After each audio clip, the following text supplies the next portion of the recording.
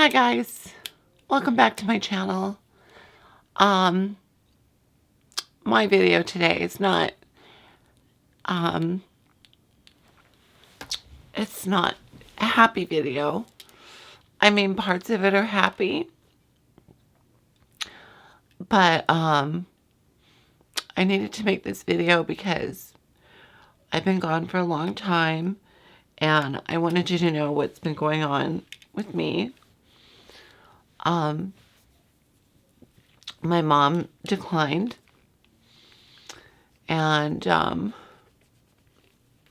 she had been declining, and I was, I think I was kind of in denial because there were things leading up to it.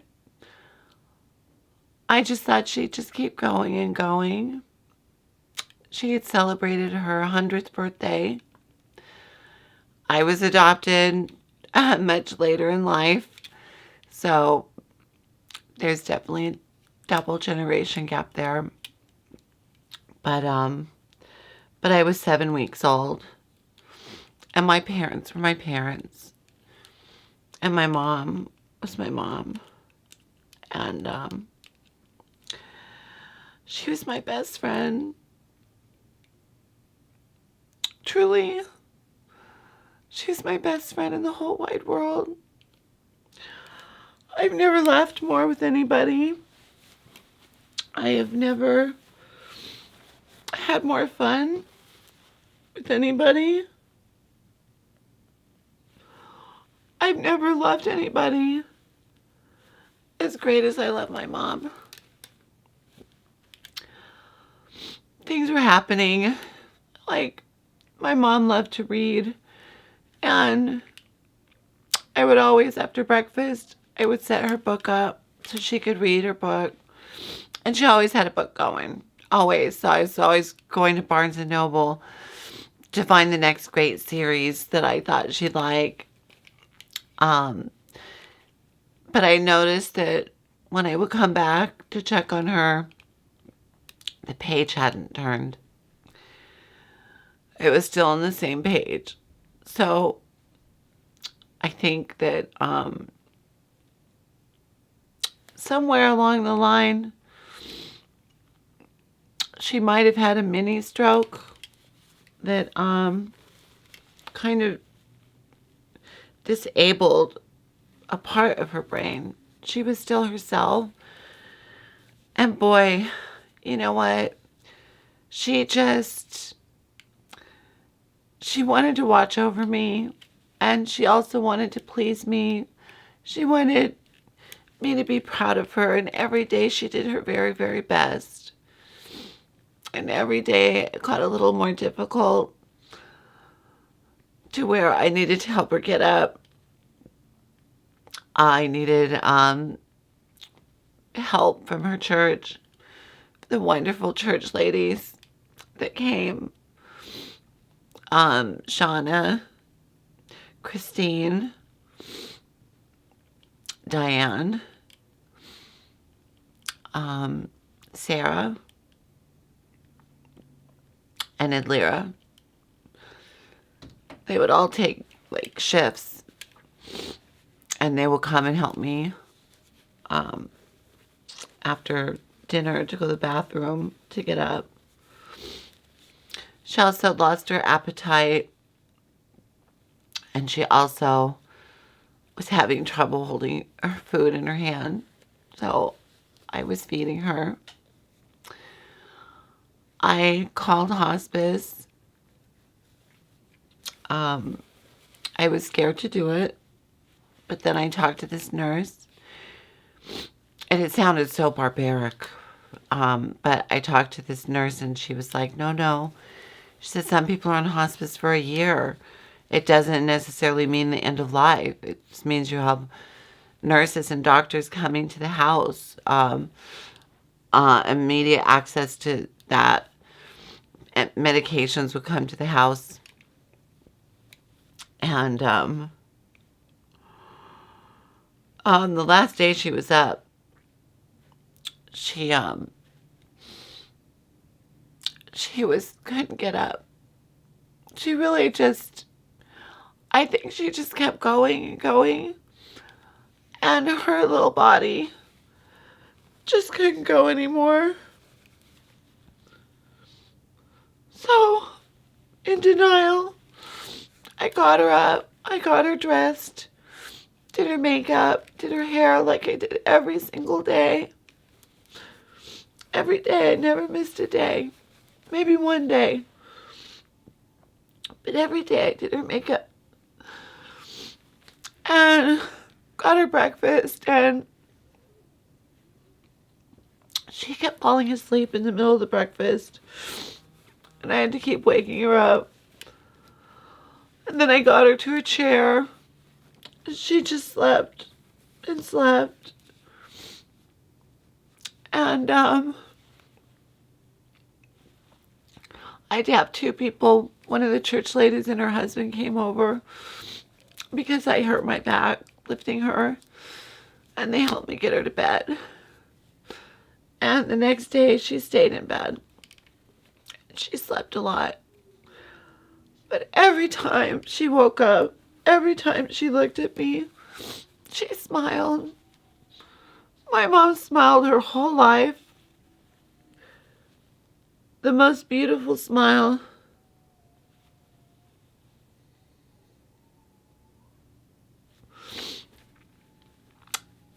She always had a smile. And even when she was weak, she was still funny. Like she always says this thing. Like I said, Mom, you know what? And she looked at me and she said, chicken butt. Really weak. She said, chicken butt. So even when she was weak, she still did that. Anyways, they wanted to get her on morphine. And I just wasn't ready for that. I didn't want her to be a zombie. So I put it off as long as I could until the last 2.5 days. I got her on the morphine. The nurse explained to me that it was easier for her to breathe. It was easier for her she would be comfortable. She never showed any pain, really. A few times she groaned. She was groaning. I think that was the day I started her on the morphine. Just little groans on and on. And she always, and I said, I told her, I said, Mommy, I said, you're my best friend.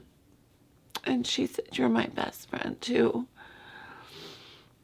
And I held her hand and would just sit with her. And the last day, some of the church ladies came over, or two of them. And I didn't know it was going to be the last day. But one of the gals said she wanted to sing a hymn. And she sang a hymn, and it was so beautiful. And then the other gal got there, Shauna, and then Sarah. And I said, I have a hymn book. And we sat there and we sang old hymns, church hymns. She really loved that. She loved going to church.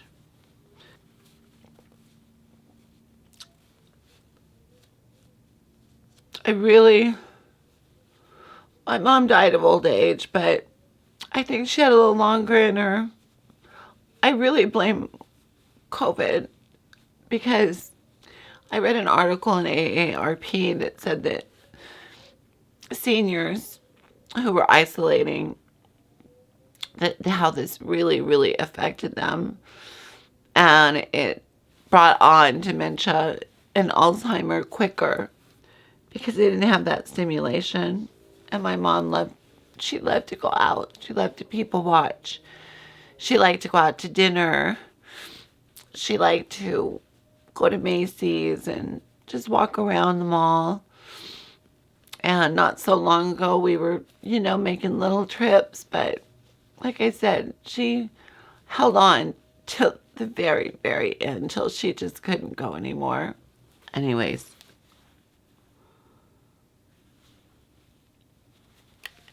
that last day, the nurse wanted me to increase her dosage of the morphine.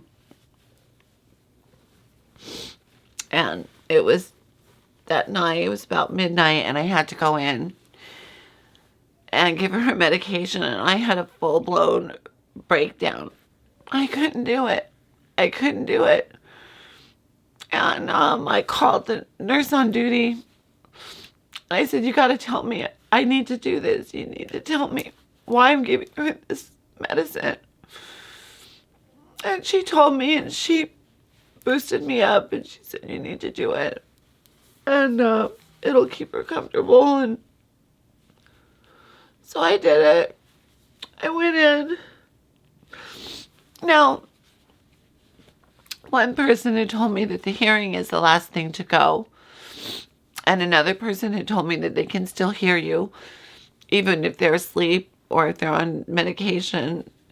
And another person had told me you need to tell her that she can go, which I had done. I had told her, Mom, if you need to go, it's okay. I'll be okay.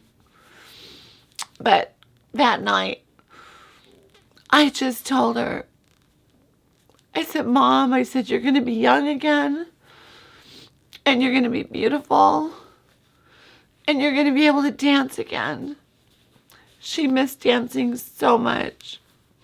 She loved to dance, and when she was younger, her and my dad would go to the Palladium, and they would dance to Tommy Dorsey and Duke Ellington and Frank Sinatra when he was like a skinny little kid. But she loved to dance, and I told her all the people that she was going to see. And I told her what a wonderful time she was going to have. And I said, I want you to go, Mom. I want you to go have a good time. I want you to go have a wonderful time. And I'm going to be okay. I want you to go and have fun. Go have fun. Go see everybody and have a great time. And while I was talking to her, I noticed that her breathing quieted. She was listening to me. And after I told her that, I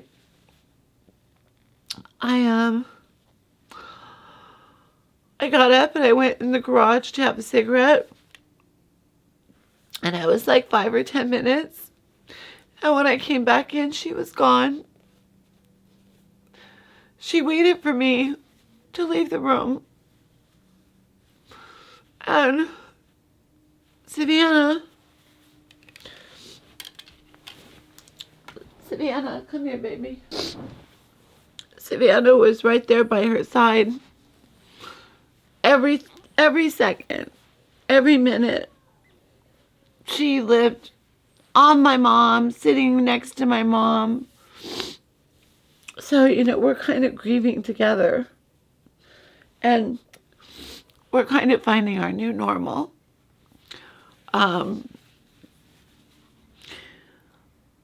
So, I don't know, I wandered around the house crying. I was ready, but I wasn't ready. I wasn't ready to lose my best friend. But I wanted her to go and have fun. When I went to get Savannah, I looked at my mom, and her mouth was open. And I said, Mom, this is not a good look. You don't want to have everyone seeing you with your mouth agape. I'm going to try to shut your mouth, Mom. And I tried to shut it. It would not shut. It wouldn't shut. So,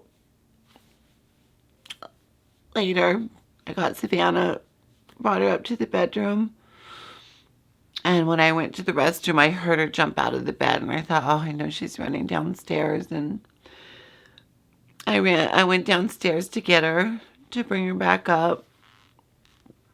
And I walked in the room, and my mom had her mouth closed, and she was smiling, like the biggest smile. She had closed her mouth and was smiling, and I've Googled this. I've read about this for like at least an hour, and it's physically impossible for that to happen. I think my mom, I think her soul was still there, and I think she heard me, and besides wanting to show me that she was happy, like I had told her to go be happy, she also probably looked and thought, yeah, that's not a good look. And I think she jumped in her body, closed her mouth, and smiled, and jumped back out. And the next morning, I did her makeup, and I did her hair, and I put her with her nice slippers on, her sparkly slippers, and her pretty pajamas, and her robe with the fur trim. I put some little earrings on her, and I know, but you know, that's just their shell. It's not them. When I see my mom in my mind in the beginning, she was older and then sometimes younger. And as time has gone by, it'll be a month in 2 days. And that's why I haven't posted. But the more I see her now, she's young. And I see the dress she's wearing. It's like satin, and it's got long sleeves, and then it flares out at the waist, and it's shorter in the front, longer in the back. Something like Ginger Rogers would have worn with Fred Astaire. So when you turn, it just swings out. And I just see her smiling. I see her laughing. I see her socializing. I see her dancing. I have these constant visions of her like that. And,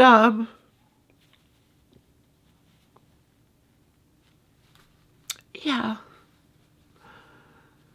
So I lost my best friend. So I'm learning how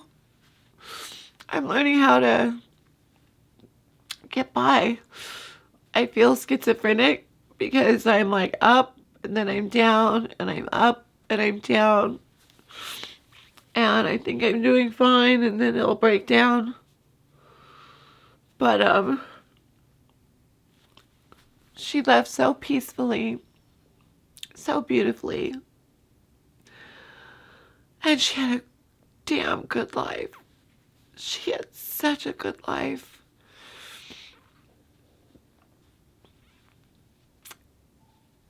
And she always smiled, always smiling, always laughing, always smiling. So happy. She touched everyone that she met. Everyone who met her, she touched their lives. And she touched my life. And I gave up a lot of opportunities to help my mom and be with my mom full time. And I don't regret a thing. I am so grateful for all the time that I had with her. And I wouldn't change a thing. And I feel better knowing that I have her as my guardian angel up there, because I know she's going to keep an eye on me.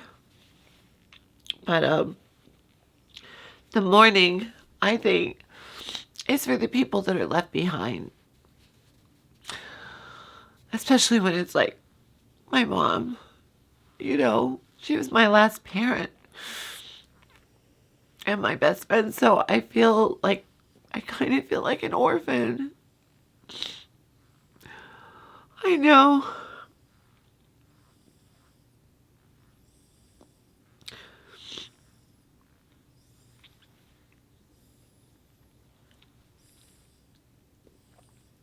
Anyways, the mourning is for the people that are left behind.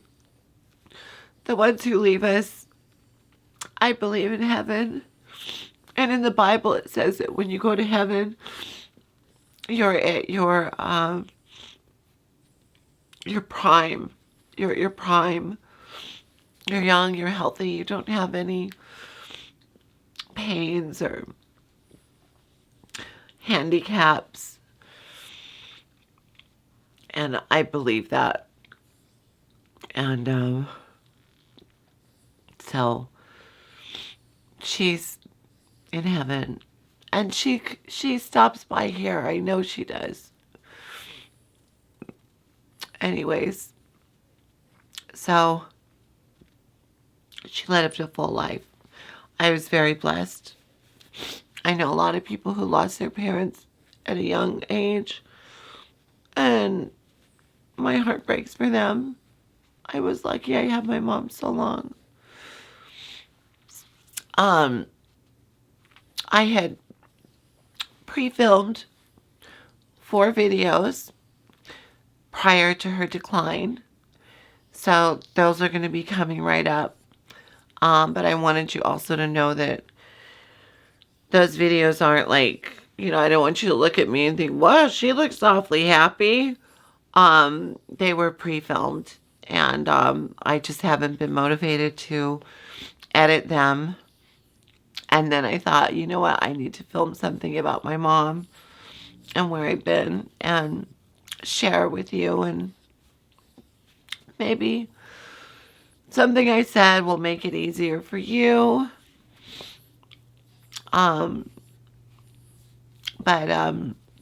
Yeah, so those videos are pre-filmed and they'll be coming up.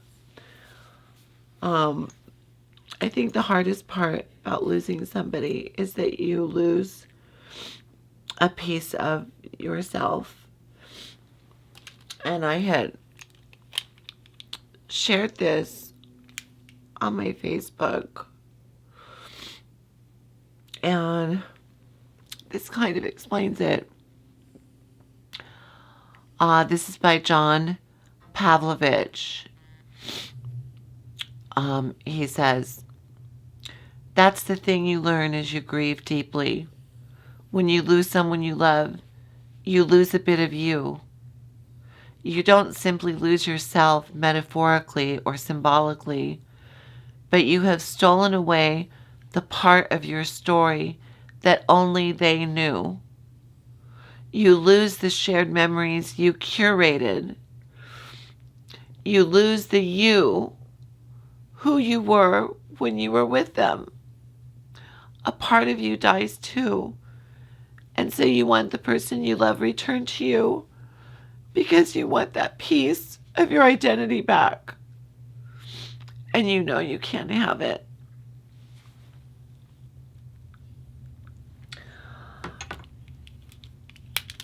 My mom brought out the best in me. And you know what? I'm going to live my life to the fullest for her and for me.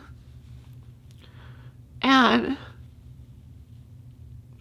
I'm going to travel, and she's going to be there with me.